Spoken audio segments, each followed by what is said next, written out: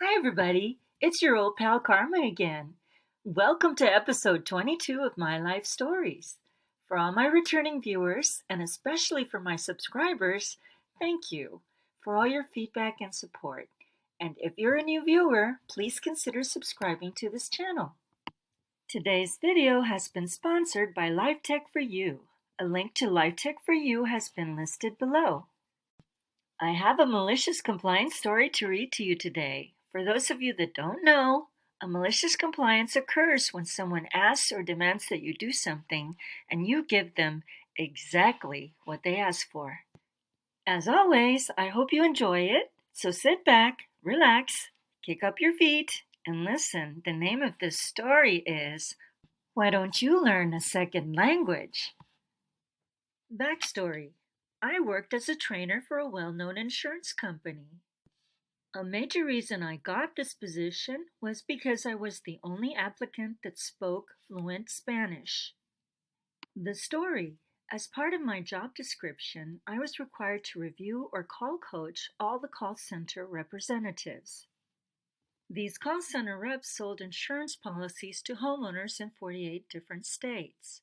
So callers were advised at the beginning of their call that all calls were recorded for quality assurance purposes. I reviewed these calls and graded them based on company metrics. Then I did a face-to-face with the agent, gave them their scores, and provided feedback on how to improve their calls. Part of the grading process included aspects such as were the appropriate questions for the call state asked, such as, when was your home built?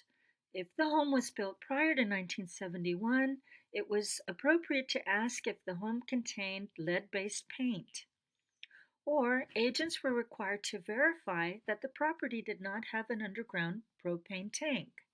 If it did, the agent was required to check state UST underground storage tank regulations. If an agent did not address the legal aspects of the call, then the quote given would be incorrect, and this always caused problems with the customers and generated escalated calls. Every month, the company recognized the agents that had perfect scores on their calls.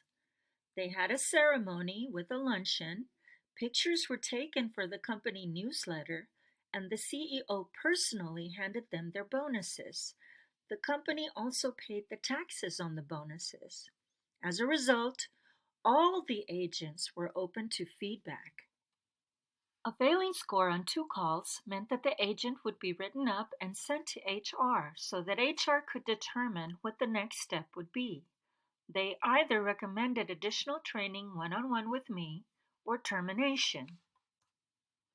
Even though the calls came from several different states, the powers that be were surprised at the amount of Spanish calls that came into the call center. These calls were always transferred to me, so not only did I have to do my job, but I also had to do the call center rep job and quote these calls myself. It did not take long before I was inundated. I asked for a meeting with upper management for direction. Did they want me to continue taking the Spanish calls, or did they want me to continue coaching and training the agents? They asked that I continue to service the Spanish-speaking customers, and they promised to hire more Spanish-speaking agents. At the time, I reported directly to the CEO of the company. She was tough as nails and did not suffer fools gladly, but she had a weak spot.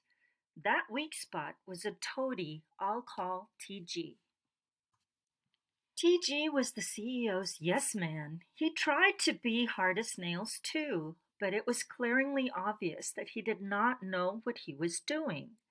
Some of the questions he asked and the processes he tried to implement left us all scratching our heads. The center had over 300 employees. Somehow, one of them actually found a copy of TG's resume and informed everyone that he had formerly been a waiter in a restaurant. No one could figure out how he had aligned himself with the CEO. And it's not what you would think, because as it turned out, TG was gay. TG tended to rub people the wrong way. Unfortunately for me, the CEO advised me that TG was going to be my direct supervisor. Oh joy! Sarcasm. TG came on like gangbusters. He wanted to make a name for himself so upper management would know who he was. I guess he figured this is how he could climb the corporate ladder. One day, he approached me and asked if I was call coaching the Spanish calls. I responded that yes, I was. He then wanted to know how and when I did these calls.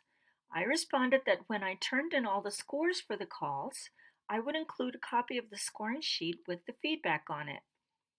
Under the feedback section, I would note that the call was in Spanish, with asterisks in bold. This meant that I had scored a Spanish call and I had translated the call to English for the reports. TG then angrily advised me that he had always read my reports and had never seen any of the calls tagged as Spanish calls. I knew this wasn't true because I knew what I had turned in and had copies too. I kept these copies because occasionally I had received requests for clarification regarding the scores or feedback from upper management or the agent's direct supervisors. TG then demanded that I go back into my office, score 10 more calls, and supply him with these scored Spanish calls. This left me fuming. My job was hard enough. I had deadlines I had to meet, and as usual, his ridiculous demand was only going to make me fall further behind. This was not the first time he had made a ridiculous demand and made me fall behind with my work again. I went back to my office and thought long and hard about what I would do next. I decided to do as he asked and scored an additional 10 calls in Spanish. I vowed to write the reports in a way that TG would be unable to dispute them. I went back and rewrote my scoring sheets and translated every single question, answer, and feedback given to Spanish. The whole report I did was also written in Spanish to boot. TG was out for the day I turned in that report. The report included one call where the rep had achieved a perfect score. The funny thing is that neither TG nor anyone from upper management ever questioned me regarding this report. The Rising Star program went on as usual, and the call rep received her bonus. No questions asked. Every report I wrote from then on was in English. But I wish I had seen TG's face when he opened up my report and saw that it was completely in Spanish. TG was a fair red-haired man. The thought of his tomatoey red face dripping with sweat gave me a warm glow at night. He was called into the CEO's office, and I know his feet were tired from all the tap dancing he had to do in front of her. She was a dragon lady, remember? The conclusion. Rather than confront me, they both decided to sweep everything under the proverbial rug. TG made a big show of always checking my reports and would occasionally ask for clarification regarding specific scores I had given him. But he never asked me or assigned any additional work to me again. I thought this was a very smooth and well-written story. I don't know about any of you, but I have had previous employment where either a coworker or supervisor just made my life difficult with crazy or unreasonable demands. If you have your own crazy coworker or supervisor story, let me know in the comment section. Remember, comments and likes are two of the best ways to support this channel. Please feel free to post some heart emojis if you like the story or if you want to support the author, and please don't forget to give me a thumbs up. If you would like your story read on my channel, please submit your story to karma@karmagetin.com or post to u/Karmagetin on Reddit. All stories will be read anonymously with either initials, descriptions, or pseudonyms only. Thank you again, LifeTech4You, for sponsoring this video. If you would like to place an order through LifeTech4You, please use discount code Karmagetin, all caps, for a 10% discount and free shipping at checkout. Thank you everybody for all the feedback I've been getting. I've been meeting lots of you awesome people at the shows I do with my sponsors, and that really helps me with the content for my videos. And I really enjoy the one-on-one interactions. I'm on Facebook, so if you don't want to email me, that is just another way you can get in touch with me. Send me a friend request. I'm also on Instagram and Twitter. If you like this video, please give me a thumbs up. Feel free to share with anyone and subscribe and hit the bell icon to receive notifications when any of my new videos come out.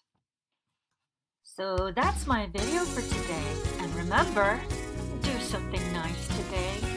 Help me change the world. It's not their turn, it's my turn to shine. Like the rays of the sunlight reaching out my arms. Catch you next Tuesday. Have a super day and a super evening. Laters!